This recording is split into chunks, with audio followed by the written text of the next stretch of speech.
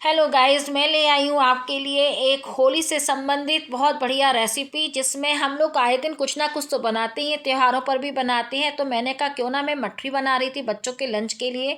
और सीजन भी आ गया है इन चीज़ों का, स्नैक्स का, क्योंकि होली का त्यौहार है। तो यहाँ मैं आपको बताती हूँ कि मठरी के लिए मैंने ले लिया है 1 कटोरी आटा, उसमें आधा कटोरी रवा और आधा कटोरी मैदा ले लिया है। उसमें मैंने मिलाया है अजवाइन को क्रश करके, स्वाद के अनुसार नमक, और मोइन के लिए मैंने सरसों के तेल को गुनगुना करके डाल दिया है। आपस में इनको मैंने अच्छे से मिक्स कर लिया है। और अब मैं इसको पानी से तो यहाँ देखिए, अब मैं जो सरसों का तेल गुनगुना करके ली थी उससे मोइन लगा रही हूँ। इसमें आप रिफाइंड भी यूज़ कर सकते हो, इसमें आप घी को भी गुनगुना करके ले सकते हो। मैंने यहाँ पर यूज़ किया है सरसों के तेल को गरम कर लिया था, उसका मैंने मोइन लगा दिया। आपस में मैंने इनको अच्छे से मटेरियल को मिक्स कर रही हूँ, जिससे कि उसमें जो नमक और अजवाइन पड़ा है वो अच्छे से मिक्स हो जाए आटे में। और यहाँ पर मोइन भी अच्छा सा हो गया है। मैंने इसको मुट्ठी में पकड़ के देखा है तो मुट्ठी बन रही है, इसका मतलब अच्छा मोइन लग गया है। मैंने थोड़ा थोड़ा पानी लगा के आटा मार लिया है। देखिए डो बिल्कुल स्मूथ तैयार हुआ है, ना रोटी का है ना पूड़ी का है, बीच का आटा मैंने कर लिया है। इसमें से मैंने एक लोई बना के तोड़ ली है।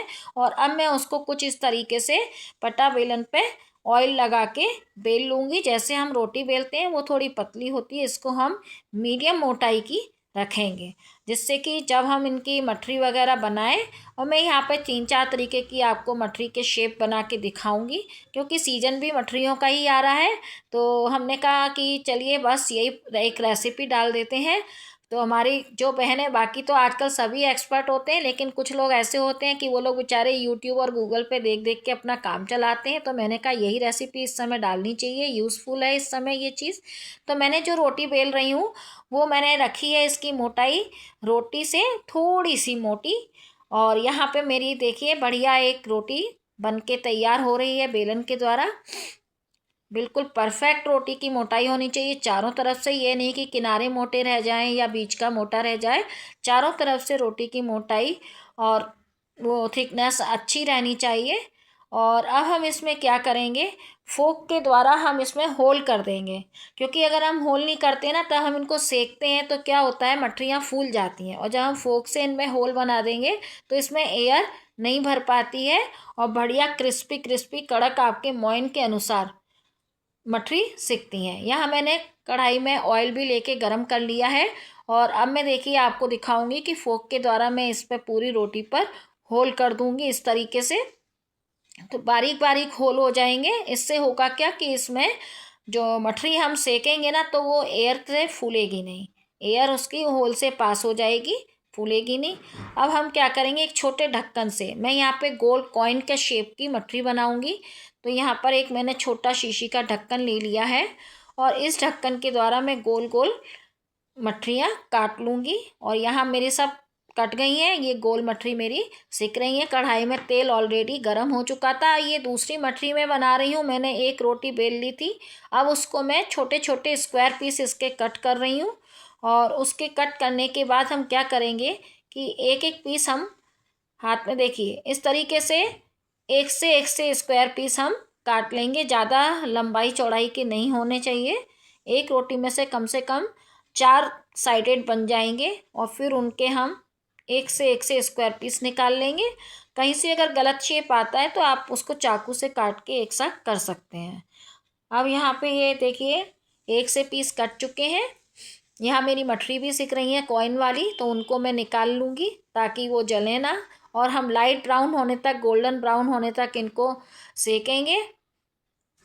मैं अभी आपको दिखाती हूँ कि कैसे लाइट ब्राउन सिक गई हैं ये। यहाँ देखिए ये लाइट ब्राउन सिक गई है और बहुत अच्छी क्रिस्पी क्रिस्पी बनी है। अब यहाँ पे मैं ये एक आपको बना के दिखाती हूँ कि इस तरीके से हमने एक पीस उठाया, इसको हम किंद्रू शेप बोलते हैं।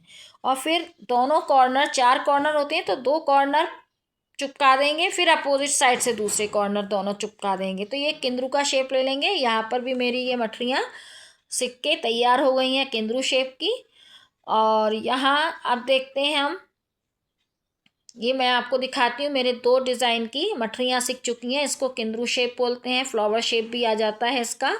और इसका जो मैंने पैटर्न रखा था, जैसे मैंने एक स्क्वायर उठाया, 4 कॉर्नर होते हैं, 2 पीस साइड साइड के तिकोने उठा के आप एक साइड में चिपका दीजिए, 2 पीस इधर से एक साइड चिपका दी, तो ये किंदरू शेप आ जाता है।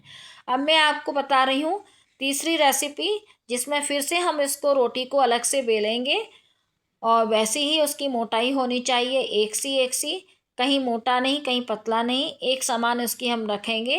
अब हम यहाँ पे बनाएंगे काजू, काजू डिज़ाइन की मठरी। तो हमने वही वाला शीशी का ढक्कन लिया है, इसको पहले वो वाली हमने गोल गोल काटी थी, इनको जब हम काटेंगे ना तो किनारे पे रख के काटेंगे तो वो चंद्रमा, आधा चंद्रमा शेप में कट जाएंगे। तो उस तरीके से मेरी काजू मठरी भी तैयार हो गई हैं। फिर मैंने सेकी हैं लंबी मठरियाँ, जो कि सांखें कहते हैं। तो वैसी रोटी लंबी बेली हमने बड़ी गोल, और उसमें से एक सी सांखें हमने लंबी लंबी काट ली हैं। तो मेरी ये चारों तरीके की मठरियाँ बन के तैयार हो गई हैं, और मैं बच्चों का लंच कर रही हूँ पैक। बस इसी तरीके से इस सीज़न में मैंने कहा ये मठरियाँ बनाना ज़्यादा अच्छा है। और एक रेसिपी मैं दे दूँ, अभी तो गुजियाएँ भी बननी है, तैयारी चालू है। आज 28 तारीख हो गई है, होली भी जल्दी है। वैसे तो 3 तारीख को बननी थी, लेकिन 3 को पूर्णिमा को ग्रहण पड़ रहा है, चंद्र ग्रहण, तो 2 तारीख को होली का दहन है। तो बस इसीलिए उसकी भी मुझे तैयारी करनी है। और यहाँ देखिए मैं बच्चों का लंच पैक करने में लगी हूँ, दोनों बच्चों के लिए इक्वल इक्वल रख रही हूँ। बच्चे ट्विंस हैं तो थोड़ा सा हाल एकदम एक साथ झगड़ जाते हैं, इसके में ज़्यादा है इसके में कम है, तो मुझे सब ये चीज़ें माथा पच्ची करनी पड़ती हैं। यहाँ मेरी ये मठरी भी सिक के तैयार हो गई है, लंबी साँखें मैंने ना ज़्यादा पतली रखी है ना ज़्यादा चौड़ी रखी है, आपके ऊपर डिपेंड है। अगर आपको पतली लंबी सेकनी है तो आप पतली काट लीजिए, और अगर आपको थोड़ी चौड़ी रखनी है तो या ब्रेथ बढ़ा लीजिए। तो बस शेप तो बहुत सारे हैं मठरियों के लिए, जैसे अपन के ऊपर है डिपेंड कैसे बनाना है। तो मेरी ये वाली मठरी भी सेक के तैयार हो चली हैं, गोल्डन ब्राउन तक मैंने इनको सेक लिया है, खूब क्रिस्पी बनी है। मैंने चेक की थी अभी मठरियाँ अपनी, और यहाँ मेरी सब मठरियाँ बिल्कुल तैयार हो चुकी हैं। मैं आपको ये दिखा रही हूँ प्लेट में, इस तरीके से ये वाली मठरी भी तैयार हो गई है। फिर मिलते हैं एक नई रेसिपी के साथ। Thank you, bye bye, Om.